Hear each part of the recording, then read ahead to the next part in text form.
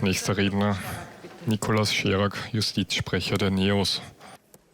Danke, Frau Präsidentin. Herr Bundesminister, vielleicht zur Klarstellung bei der Frage der Krankenversorgung von Häftlingen geht es nicht darum, ob sie besser als Justizwachebeamte versorgt werden, sondern dass sie einfach teurer sind und teurer kommen. Da hat die FPÖ einen richtigen Punkt. Es geht aber nicht darum, dass sie besser oder schlechter versorgt werden. Wir regeln hier in der Regierungsvorlage sehr viele wichtige, sinnvolle Dinge. Einerseits die Umsetzung der Rechtsbeistandsrichtlinie, die die Möglichkeit schafft, dass es einen effektiven Grundrechtsschutz schon vor der Befragung von Polizei und Justiz für Beschuldigte gibt. Andererseits die Möglichkeit der Diversion im Erwachsenenstrafrecht bei fahrlässigen Tötungsdelikten im Familienkreis. Und das ist natürlich ein sehr emotionales Thema.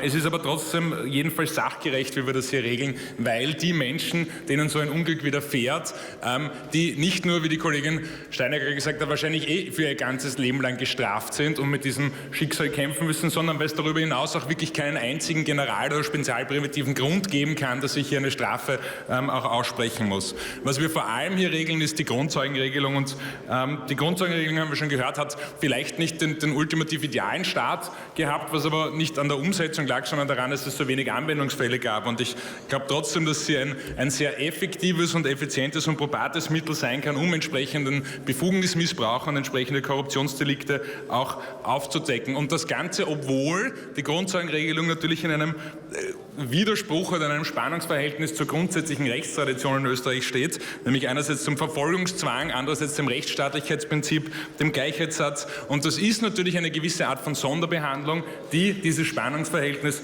erzeugt. Aber nichtsdestotrotz ist es gut, dass wir sie haben. Und im Gegensatz zu den Grünen bin ich der Meinung, dass genau deswegen auch die Befristung gut ist. Weil es eben so wenige Anwendungsfälle gab, wir immer noch nicht wissen, wie die Ideallösung der Grundzeugenregelung ausschaut, weil wir uns noch einmal anschauen müssen, ob man das entsprechend besser machen kann, wie man es am praktikabelsten machen kann, wie man es am effizientesten machen kann. Und deswegen brauchen wir auch diese Weiterentwicklung, um am Schluss zu sehen, wie wir denn hier am besten gegen Korruption und organisierte Kriminalität vorgehen können.